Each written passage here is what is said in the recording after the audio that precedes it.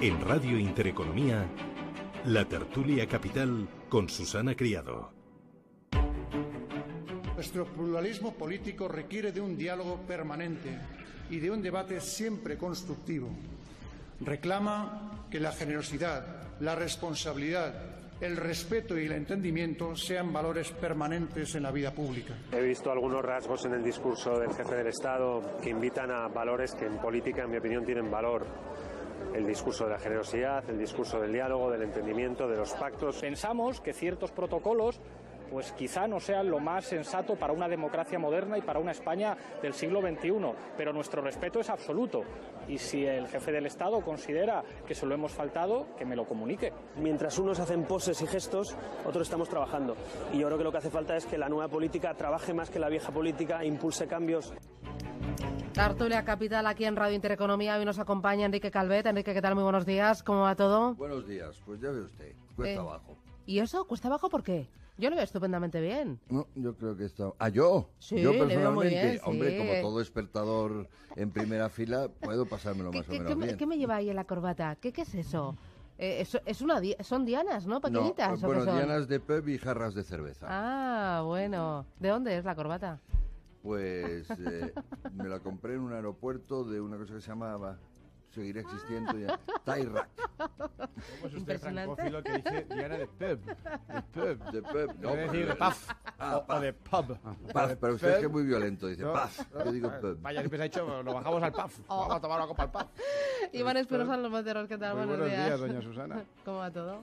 Bueno, pues con el Cuesta escaso abajo, ¿no? optimismo ¿Por qué? que queda cuando uno va escuchando que ya se va formando gobierno, se van haciendo nombramientos, ya van entrando los amiguetes, ya van pensando en subir impuestos. Con lo bien que hemos estado un año entero sin gobierno, doña Susana, con el año tan bueno que hemos tenido de crecimiento del 3%, sin impuestos. No podía durar, no podía ser bueno. Miguel Borra, ¿qué tal? Muy buenos días. Pues muy buenos días. Bueno, ahora que dice lo de los amiguetes, justo yo creo que fue el fin de semana, publicaba uno de los diarios nacionales una información contando los asesores que nombraban los distintos ejecutivos, los distintos gobiernos, ayuntamientos, comunidades autónomas, una auténtica barbaridad. Deme números para empezar bien la mañana, para que don Enrique se alegre todavía más. Bueno, pues efectivamente un diario de tirada nacional pues repetía artículo porque ya lo había publicado en términos similares hace un par de años, pero es que lamentablemente pues varios años de crisis después nos encontramos con que los políticos siguen utilizando las administraciones públicas con carácter clientelar y para colocar muchas veces pues a esos amigos. Seguimos rondando en torno a los 20.000 asesores que hay en este país. Se puede hacer una estimación que eso nos puede costar en torno a los 1.000 millones de euros. Y es muy llamativo como ayuntamientos que tienen a nuevos partidos pues usan y abusan de estas figuras. Dábamos datos, por ejemplo, del Ayuntamiento de Barcelona, pues desde que tiene un comisionado para la memoria histórica o que todos los tenientes de alcalde tienen jefes de prensa y un largo etcétera de puestos que cuando tú analizas hasta solamente el título del puesto, pues te puedes cuestionar muy mucho la utilidad de ese puesto y desde luego con unos salarios muy superiores a los que puede estar cobrando cualquier grupo A1 de la administración. Que por cierto, ese A1 ha hecho una oposición. Qué barbaridad, ¿eh?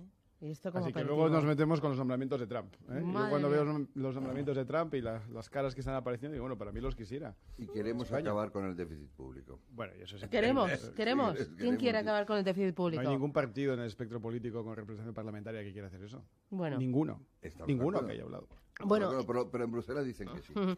Empezábamos este tiempo de tertulia con algunas declaraciones de ese discurso del rey ayer en el arranque de legislatura, las reacciones de algunos grupos políticos. Iván, ¿tuviste la oportunidad de escucharle? ¿Qué te pareció? Mire, yo escuché al rey, lo escucho siempre con mucha atención porque yo me considero monárquico y no me considero monárquico ni por herencia ni por tradición, sino por un sentido tremendamente pragmático, porque yo creo que la corona tiene, en un país como España, que está permanentemente abocado al fratricidio y a la fragmentación, el rey tiene un poder o tiene al menos una influencia tremenda en mantener la unidad de España. Es un símbolo de unidad y es normalmente, si ejerce bien su función, y hasta ahora ha sido así, pues es una persona que inspira y que recuerda a todos los españoles que somos una sola nación por muchas diferencias que tengamos, ¿no?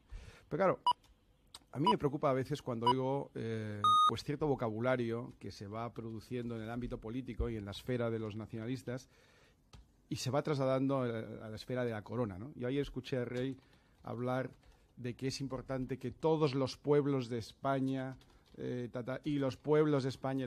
Oiga, está muy bien, pero usted es el rey de España, no de los pueblos de España. Solo faltará que dijera las naciones de España, que es lo siguiente que viene en el vocabulario progre, separatista y federalista que tanto daño hace, ¿no? Entonces, yo lo escucho siempre con atención, con interés, con admiración, pero últimamente lo escucho con preocupación. Yo solo espero que este vocabulario, que nunca es inocente, el vocabulario siempre traslada una forma de pensar, siempre traslada un esquema, o un pensamiento, o una estructura, que este vocabulario en el que los separatistas, los nacionalistas, los federalistas van ganando, no se traslade al ámbito de la corona de manera definitiva y que haya sido pues una mera anécdota y así quede con el paso del tiempo. Te voy a sentir con la cabeza, Miguel. Bueno, ¿Tú lo escuchaste al rey ayer? Sí, yo escuché al rey y yo creo que su discurso pues fue un discurso institucional, fue un discurso, yo me atrevería a decir que en algunos momentos pues hasta atrevido. Sé que a lo mejor es un adjetivo que muchos oyentes no estarán de acuerdo, pero el rey tiene que mantener ese equilibrio institucional y a mí sí que me gustó alguna de las cuestiones que dijo. Sí que me gustó la llamada de atención a los políticos de que tienen que conseguir pactar, la llamada de atención de que los ciudadanos están desencantados y desde luego la llamada de atención de que son los tribunales los que tienen que hacer ejecutar las leyes. Entonces, bueno, pues indudablemente habrá españoles que les parecería suave, habrá otros que les parecería que se metió en temas que no se tenía que haber metido, y lo que sí que me vuelve a llamar la atención es cómo permitimos que en nuestro Parlamento se exhiban símbolos anticonstitucionales. Bueno, eso y no pase absolutamente nada. Solo los de un lado. Solo los de un lado. Solo los de un lado. Tan que si alguien hubiera sacado la águila de San Juan, la bandera del águila de San Juan, la que se hubieran formado. Lo que está claro que son símbolos anticonstitucionales y me llama la atención porque cuando estás en la tribuna de invitados, por si no lo saben los oyentes, no es que no puedas hacer nada, es que no puedes ni aplaudir. En la tribuna de invitados del Congreso no se puede ni aplaudir, no se puede hacer absolutamente nada. Entonces, bueno, que se permitan la exhibición de símbolos anticonstitucionales y luego pues el postureo de algunos grupos políticos que va a ser una constante en esta legislatura, y en el Parlamento se está para hacer política, no para hacer tertulias televisivas. Enrique, te veo muy pensativo, me preocupas hoy. No, porque debe ser porque soy el menos joven de los aquí presentes, soy bastante el menos joven y el más escéptico. Estoy bastante más distante del discurso del jefe del Estado de ayer, que respeto como institución constitucional, y bueno, y por qué no como persona, porque pues, no dudo de sus buenas intenciones, pero es un discurso que, si hay algo de vieja política, la resume muy bien. Es decir, vamos a volver a hablar del diálogo de los pueblos de España, vamos a volver a ignorar el problema toral que tenemos, que es que hemos dejado de ser una nación de libres e iguales, que es que se practica el totalitarismo protonazi en determinadas regiones, anulando las libertades civiles para niveles increíbles, como presionar a los niños para que cambien de colegio y cosas de estas. No, mire usted, el diálogo lo hemos hecho durante los 30 últimos años y aquí hemos llegado. Entonces, si la única fórmula es más diálogo y más tal, por encima de hacer respetar los valores democráticos básicos, como es el respeto a la ley, por supuesto, y desde luego el respeto a cosas como son el patriotismo, como son el proyecto común, o como son la plena igualdad, pues bueno, pues vamos a tener más de lo mismo y seguiremos nuestra simpática agonía, ¿verdad?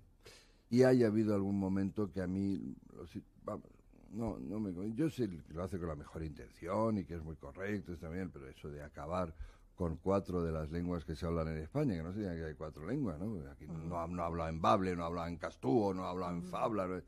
Pues tendrá buena intención. Yo creí que esto era el Parlamento de todos los españoles y que lo importante es que lo entendieran todos. Pero ahora, vamos a ver si ahora van a tener que coger además traductores y transcriptores, sobre todo las cenotipistas que están ahí, que sepan vancuense, además vancuense según que vaya. Y eso es problemático, pero sobre todo, hablando un pelín más en serio de lo último que acabo de decir, me parece un poquito patético. Es decir, porque si realmente se pretende, desde quien le ha hecho ese discurso, desde el mismo, desde el gobierno, que yo creo que interviene en esas cosas, y tal, se pretende con eso parar el secesionismo, que es fea delincuencia, antidemocrática, por cierto, o no digamos ya recuperar los derechos civiles de las zonas donde el totalitarismo separatista está de facto anulando la democracia y de facto creando una persecución lamentable, es patético porque se ríen de eso y para nada sirve para contrarrestarles. Al contrario, es una muestra de debilidad de las que se están aprovechando hace muchos años. Entonces, si de verdad se cree que eso es útil o que hay que ir por ahí, pues me preocupa como ciudadano español, pero yo no dudo de las buenas intenciones de todo lo que se dijo. Puestos a ser ominosos, yo no limitaría el totalitarismo que se sufre en España al ámbito estrictamente del nacionalismo, porque hay, en el fondo, de manera más genérica, lo que hay es un creciente totalitarismo de pequeños grupos de especial interés, grupos que tienen una protección superior al del resto de los ciudadanos. Y esos grupos van ejerciendo sus distintas influencias siguiendo un poco ese modelo del nacionalismo, que no tiene nada que ver con el nacionalismo, pero sigue con ese modelo de victimización y reclamación de derechos. Por ejemplo, ahora en la Comunidad de Madrid, cosa que muchos de nuestros oyentes quizá no sepan, se ha aprobado una ley educativa que obliga a todos los niños y a todos sus padres a asumir toda una teoría o toda una forma de pensar, que es la de ideología de género, y que obliga a impartir por parte de colectivos homosexuales en los colegios, pues ideología de ese corte, y que te obliga a celebrar el Día de Orgullo Gay, y que te obliga a asumir roles de género, y que los niños un día tienen que ser niñas y las niñas tienen que hacer pasar por niñas o niños. Y todo esto es ley, y esto lo ha aprobado Cristina Cifuentes. Pero no solo eso, sino que además si te opones, si expresas rechazo, si expresas opinión, te pueden sancionar o te pueden, en el caso de ser un colegio, como ya ha sucedido con el Juan Pablo II de Madrid, amenazar con quitarte el concierto. Es decir, este totalitarismo de pequeños grupos de interés que imponen sobre la mayoría su forma de pensar, y no es en el fondo sino un ataque permanente a la libertad. Hablabas de españoles libres iguales. España no está formada por españoles libres iguales, porque depende de dónde viva uno, depende de qué género, como se dice ahora, que siempre se ha dicho sexo, de qué sexo tenga uno. Hombres y mujeres no tienen los mismos derechos, y no hay más que ver a los hombres a los que se les trata en los juzgados especiales. Depende de la orientación sexual de cada uno. Depende de tantas cosas, los derechos y las libertades que tenga uno, que ya España se está convirtiendo en un país en el que, según dónde viva, según cómo sea, te corresponden ciertos derechos. Y esto es un permanente ataque a la libertad, en el orden del nacionalismo, en el orden de la sexualidad, en el orden de la libertad educativa y en distintos órdenes.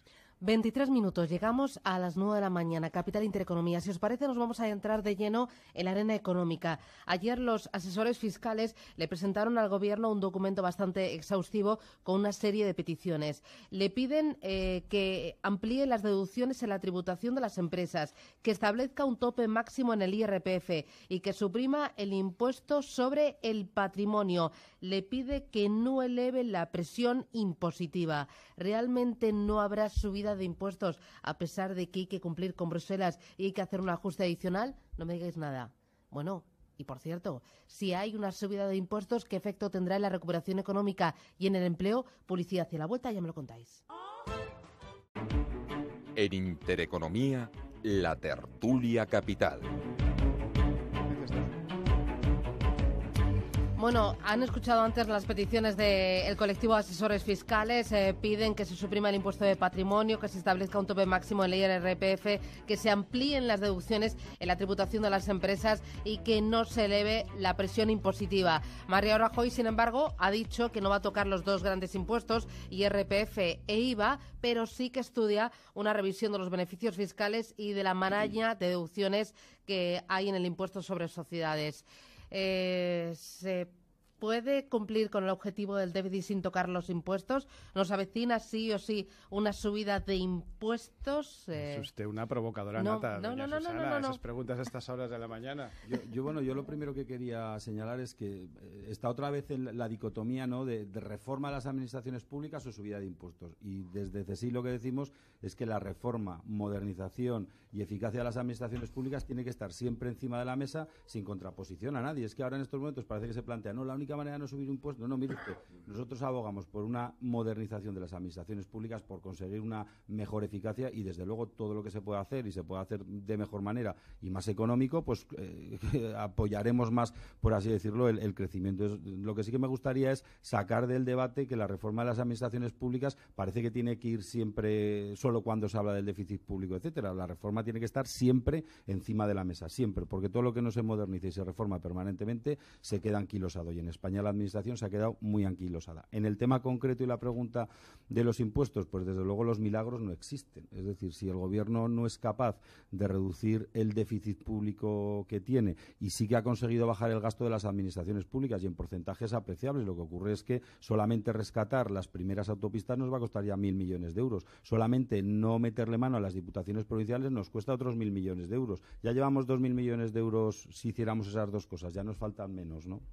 Vamos a ver, el gran amigo Borràs me está llevando al terreno al que me llevó el otro día el señor Guindos en Bruselas. A ver. En Bruselas. No, pero yo creo que coincidimos. A su terreno. Es que yo le hice la pregunta, bueno, yo le dije claramente, como se ha hecho Moscovici, es que no se puede hacer trampas en el solitario todos los años, ¿no? La famosa frase, no se puede engañar todo el mundo.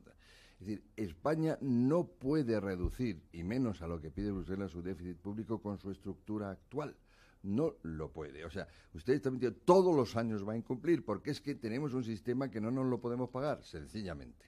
Y claro, también hasta la subida de impuestos tiene sus límites, hasta para un pseudo socialdemócrata como yo. O sea, no puede. El problema es la estructura la que no funciona. Entonces él me lo llevó a lo de las administraciones públicas. Vamos a ver, ¿qué hablamos de cara al déficit realmente cuando hablamos de las administraciones públicas que se pueden racionalizar? No. Lo que España necesita es una drástica disminución del volumen de administraciones públicas y un absoluto reparto distinto de competencias, de manera a que con menos se haga mucho más, aprovechando sinergias, aprovechando y recuperando el mercado único. Y eso no lo van a hacer. Eso no lo van a hacer. Usted, doña Susana, si me hubiera dicho hace unos años que yo iba a estar en una mesa con el representante de un sindicato y un progresista europeo y no tendría que añadir nada a lo que han dicho sobre la reestructuración del Estado, no me lo hubiera creído. O sea, estoy fascinado y no puedo más que asentir con la cabeza y decir que efectivamente estoy de acuerdo con todo.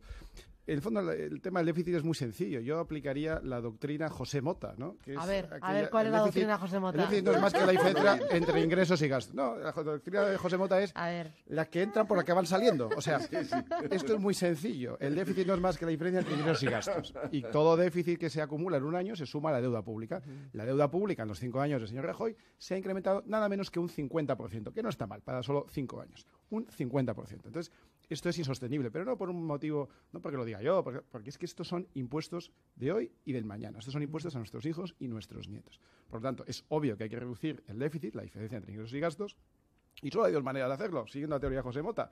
O las que entran o las que van saliendo. O entran más recursos o van saliendo menos. O incrementamos los ingresos del Estado o reducimos los gastos. ¿Se puede incrementar los ingresos del Estado? Infinitamente, claro. Uno puede seguir subiendo los impuestos infinitamente. Este gobierno los ha subido, el gobierno anterior los ha subido, y todos los gobiernos tiran siempre de la manera más sencilla, que es subir los ingresos a través de los impuestos. Pero también podríamos hacer lo que están diciendo, en este caso, nuestros compañeros Enrique y Miguel, que es empezar a reducir los gastos. Sobre todo en un mundo que avanza de una manera tan rápida, que si uno piensa cómo se trabajaba en una oficina hace 20 años y cómo se trabaja hoy, cuál era la eficiencia de un individuo en su puesto de trabajo, qué herramientas tenía a su disposición, cómo la digitalización ha hecho pues que muchas personas hayan tenido que reciclarse en otros puestos de trabajo, porque ya no existen puestos de trabajo que existían hace 20 años, cómo está afectando a tantas industrias. En cambio, en el gobierno, en el Estado, en el mundo de las administraciones públicas, no ha afectado en nada. En vez de reducirse el número de personas que tenemos chupando del Estado, lo que tenemos es cada vez más. Bueno, y digo chupando del Estado porque hay mucha gente que sí es muy eficiente en su puesto de trabajo en la administración pública, pero cada vez hay más. Luego, es cada vez más ineficiente. Es importante distinguir entre administraciones públicas y sector público. No es lo mismo. Las administraciones públicas son los médicos, los policías, los jueces, los militares, la Guardia Civil, los administrativos, todo etcétera. Eso es absolutamente necesario. Y luego hay otra parte que es la que se incrementa mucho cuando la economía va bien, que es cuando se inventan cosas que el Estado no tendría que hacer. Y cuando se multiplica por 17. 17 parlamentos, 17 televisiones. Solo una cosita. O sea, cuando las cosas han ido muy bien, ¿de verdad hace falta una empresa pública para construir colegios públicos? Claro, todo lo que esa empresa pública que construye solamente colegios públicos, que ha generado 100 millones de euros de déficit en una comunidad autónoma, claro, eso tan déficit es eso como si usted hace un hospital. Pero claro, si le preguntamos al ciudadano, ¿usted qué prefiere, tener un hospital un poquito más cerca o esto otro. Hombre, el ciudadano va a decir, no, yo quiero médicos, quiero maestros, quiero policías, quiero... Esa es la gran dicotomía, y esa, desde luego, es esa falacia en la que nos hacen entrar constantemente, pues porque equivocan a la gente. O sea, ¿usted quiere tener 20.000 asesores para que asesoren a los políticos? Pues mire usted, que se presenten esos asesores a los puestos políticos, porque si son ellos los que saben. Y ojo, no digo que no haga falta asesores, y además es que cuando coges las cifras resulta que la administración más austera absolutamente en todo es la Administración General del Estado, y conforme vas bajando hacia abajo es cuando las cosas se van disparando y te puedes encontrar ayuntamientos desproporcionados. Bueno, me queda poquito tiempo. Buena noticia económica de la semana. Pues al Iván, contraste, doña Susana, a ver. al contraste. La buena noticia económica de la semana es que van a bajar los impuestos. No me diga, ¿en qué parte del mundo? No en España, por supuesto. Van a bajar en Estados Unidos, donde el presidente electo Trump ya ha avisado de que pretende bajar el impuesto de sociedades aproximadamente a la mitad. Y yo creo que es una señal muy clara de por dónde va a ir su política económica en materia de ingresos. Lamentablemente creo que también va a ir muy elevada en materia de gastos, y creo que Estados Unidos se ve abocada a un enorme déficit los próximos 4 años. No sé si lo ha visto Enrique, los bancos centrales están tratando de neutralizar el efecto Trump. La Reserva Federal ha dicho que va a subir los tipos de interés ahora en diciembre. El Banco de Japón ha anunciado la compra masiva de bonos para evitar subidas de tipos. El Banco de México ha elevado sus tasas al 5,25%. El Banco Central Europeo dice que puede ampliar la expansión cuantitativa. ¿Van a poder los bancos centrales frenar lo que va a traer Trump, o lo que se espera que traiga Trump? Sí, bueno, primero hay que saber lo que trae Trump. O sea, que todo eso está por ver. Lo de Yellen no creo que tenga mucho que ver con Trump. Es decir, es portada hoy de 5 días. Ya, pero lleva anunciando esa subida que entra más o menos dentro de la lógica económica desde hace mucho tiempo. El único que realmente tiene un efecto Trump en este momento, sobre todo psicológico, porque sabe que puede venir maldad, es México, ¿no? Que los bancos centrales, los bancos centrales tienen limitadas posibilidades, como se acaba de demostrar. Es decir, han podido paliar muy mucho la crisis financiera, pero no son capaces de relanzar la economía, ¿no? Y además lo dice el propio Draghi, eso ya es cosa de quien tiene la política fiscal en mano, que son los gobiernos. Por lo cual, yo no plantearía así el enfoque, con todo mi respeto a 5 días, no es dar contra los bancos. Los bancos centrales lo que tienen que preocuparse es ante una nueva era de falta de libertad de mayor proteccionismo, de mucha más inseguridad, mucha más angustia y, por supuesto, mucha más belicosidad. Sabias palabras, don Enrique. Que me encanta su corbata, Enrique. Muchas gracias. Sí, aunque te veo ahí como en el ánimo un poco bluff, ahora un cafecito bien cargado, con unos churritos, una porrita, y eso compensa. Luego espolvoreas un poquito de azúcar en los churritos y bueno, en la gloria. Enrique Calvet, Miguel Borra, Iván Espirosa, Los Monteros, gracias ya por el viernes. Adiós. Gracias.